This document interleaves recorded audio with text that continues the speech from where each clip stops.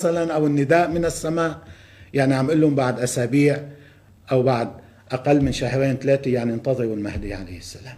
هذا شايفين هاي اهميه هذا الموضوع.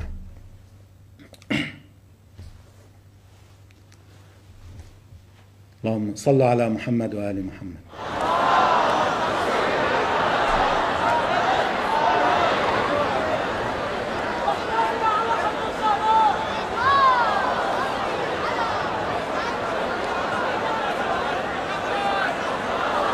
طيب تفضلوا يا اخوان، تفضلوا ارتاحوا.